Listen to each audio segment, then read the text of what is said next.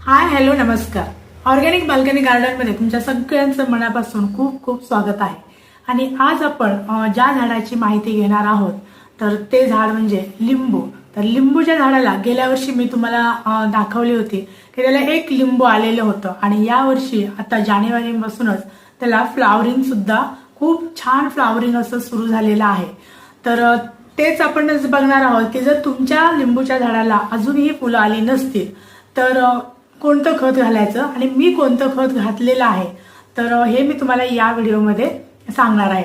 तर चॅनलवरती नवीन असाल तर प्लीज चॅनलला लाईक शेअर आणि सबस्क्राईब करायला विसरू नका आणि व्हिडिओ पूर्णपणे बघा म्हणजे या व्हिडिओमधली संपूर्ण माहिती तुम्हाला समजेल. तुम्हाला माझ्या पाठीमागे दिसतंय हे बघा कलांचोचं झाड आहे आणि याला किती सुंदर अशी लाल कलरची फुलं आलेली आहेत बघा. किती छान गुच्छ आलेले आहेत बघा. तीन असे गुच्छ आलेले आहेत आणि खूप मस्त दिसतात. आता हे थोडंसं लांब आहे तुम्हाला दिसतंय की नाही माहिती नाही पण खूप सुंदर दिसतात हे. त्याचबरोबर आपल्या जास्वंदाला सुद्धा खूप भरघोस कळ्या आणि फुलं आलेली आहेत. पांढऱ्या कलरच्या जास्वंदाला, ऑरेंज कलरच्या जास्वंदाला, शेवंतीला फुलं आलेली आहेत. वांग्याचं झाड आहे त्याला वांगी आलेली आहेत आणि त्याचबरोबर गुलाबाला सुद्धा भरपूर कळ्या आलेल्या आहेत. तर ही सगळी ग्रोथ सुद्धा मी तुम्हाला आता पुढे दाखवणारच आहे. आता आपण बोलतोय तर ते लिंबू बद्दल की लिंबूला आपल्या मस्त असं फ्लावरिंग व्हायला लागलेलं आहे. तरी सुद्धा काल मी थोडंसं असं इकडे तिकडे हलवताना 2 फुलं गळून पडली पण तरी सुद्धा आहेत फुलं अजून आणि अजूनही यानंतर पुढे भरपूर फुलं येणार आहेत.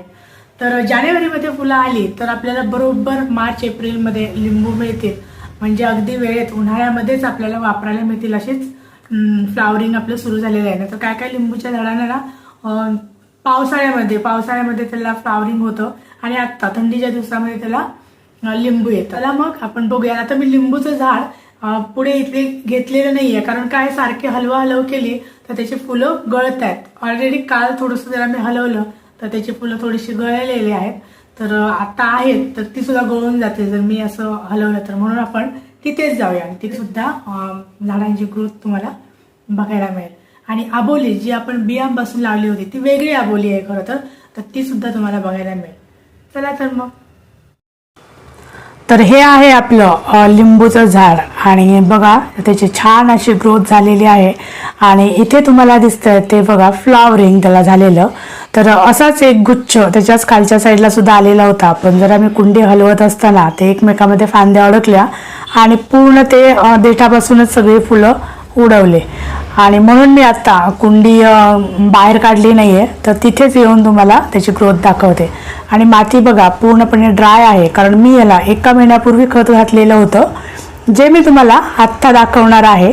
आणि ते खत घातल्यानंतर खत घातलं त्या दिवशी पाणी दिलं आणि त्यानंतर आठवड्याने एक वेळ पाणी दिलं आणि पूर्ण 2 इंच माती सुकल्यानंतरच मी त्याला पाणी देते. तोपर्यंत मी पाणी देत नाही नाहीतर काय होईल फुलं जी आलेली आहेत तर ती फुलं गळून जाणार आणि याला नवीन ज्या फांद्या येत आहेत ना तर त्याला सुद्धा फ्लावरिंग होणार आणि जुन्या फांद्या असतात तर त्याला सुद्धा फ्लावरिंग होतं. असं काही नाही की फक्त नवीन फांद्यालाच फ्लावरिंग होतं. बघायला नवीन ग्रोथ सुद्धा सुरू आहे आणि फ्लावरिंग सुद्धा सुरू आहे. तर तुम्ही खत देण्यापूर्वी हे अशी माती मोकळी करून घ्यायची आहे. बघा तुम्ही माझ्या झाडाची सुद्धा किती ड्राय माती आहे अजिबात ओलसर किंवा असे चिकटपणा तुम्हाला दिसत नाही या मातीमध्ये.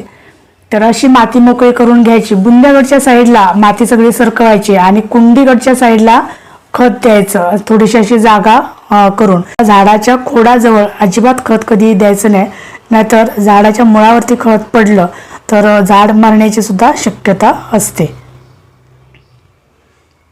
आणि ही आहे आपली ऑरेंज कलरची जास्वंद. बघा किती छान अशी फुलं आणि त्याला कळ्या सुद्धा आलेल्या आहेत भरपूर अशा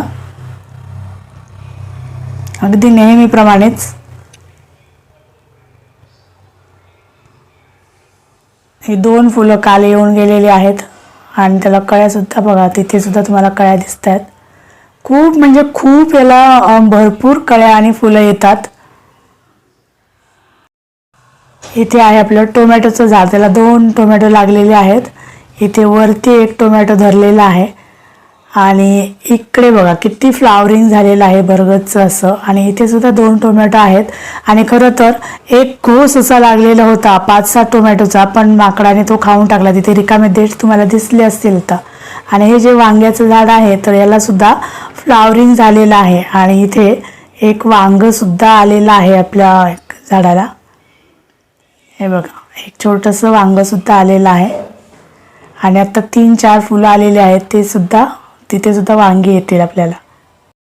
छोटंसं गार्डन आहे, पण अशी छोटी छोटी ग्रोथ बघून सुद्धा किती मस्त वाटतं. बघा इथे शेवंतीला आपल्या फुलं आलेली आहेत व्हाईट कलरची. आणि ही आहे आबोली. आबोली बघा वेगळी आहे ही, तुम्हाला फुलं बघितल्यानंतर समजत असेल. मधला जो कलर आहे ना तर तो वेगळा आहे. आणि कलर सुद्धा आबोलीचा एकदम डार्क कलर आहे. हे मी बियापासून लावलेली होती आणि किती मस्त फुलं आलेत बघा. जूनमध्ये मी बिया लावलेल्या आणि आता त्याला फुलं सुद्धा धरलेली आहेत आणि भरपूर अशा कळ्या आलेल्या आहेत. छान दिसत आहेत. म्हणजे नॉर्मल जे असतात ना ती थोडीशी लाईट कलरची असते आणि ही डार्क कलरची फुलं आहेत. आणि ही आहे आपली पांढऱ्या कलरची जास्वंद. आणि इथे आहे आपलं गुलाब. गुलाबाला बघा तिथे 2-3-4 कळ्या आलेल्या आहेत. तरी याला अशा भरपूर अशा कळ्या आलेल्या आहेत. इथे एक मस्त फूल आलेलं आहे. आणि जे कुंदाची मी फांदी लावलेली होती तर त्याला सुद्धा बघा आता फ्लावरिंग होत आहे. जूनमध्ये लावलेली होती. आत्ताच आपण लिंबूच्या झाडाला आलेलं फ्लावरिंग बघितलं. तर हे फ्लावरिंग होण्यासाठी मी कोणती खतं घातली तर ते आता आपण बघूया. तर मी हे बघा इथे पोटॅशियम घेतलेलं आहे. हे 1 चमचा पोटॅशियम टाकलेलं, त्याचबरोबर शेणखत सुद्धा टाकलेलं होतं. खत टाकण्यापूर्वी आधी माती कडेची पण हलवून घ्यायची आहे, मोकळी करायची आहे. आणि त्याचबरोबर हे जे आहे तर हे आहे सीवीड.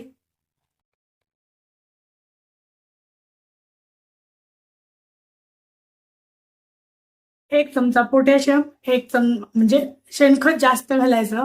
पोटॅशियम 1 चमचा, 1 चमचा सीवीड, त्यानंतर 1 चमचा घ्यायचा आहे ह्युमिक ऍसिड. एवढंसं घ्यायचं आहे. म्हणजे तुमची कुंडी केवढी आहे त्यानुसार तुम्ही खतं घ्यायची आहेत. जर कुंडी छोटी असेल, झाड छोटं असेल तर त्याला अर्धा चमचा टाका.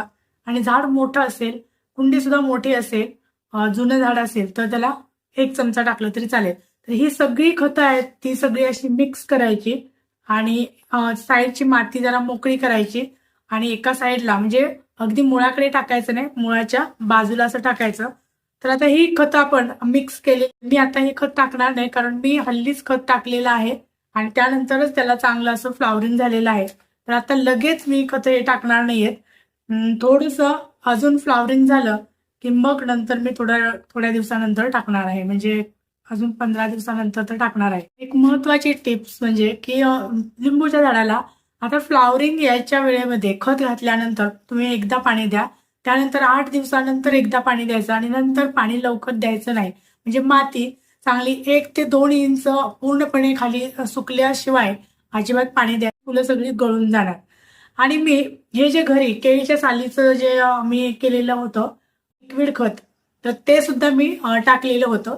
म्हणजे मी सगळी ऑर्गॅनिक खतच दिलेली आहेत लिंबूला, कारण आपण लिंबू खाण्यासाठी वापरतो आणि म्हणून मी शक्यतो ऑर्गॅनिकच खतं सगळ्या याला वापरते. केमिकल खतं फ्लावरिंगच्या झाडांना थोडीफार देते, अदरवाईज मी केमिकलची खतं वापरत नाही. अशा प्रकारे तुम्ही सुद्धा तुमच्या लिंबूच्या झाडाची जर काही काळजी घेतली तर तुमच्याही झाडाला अजूनही फ्लावरिंग झालं नसेल तर यानंतर छान असं फ्लावरिंग होईल. तुम्ही दिलेल्या टिप्स या फॉलो करा. Thank you so much.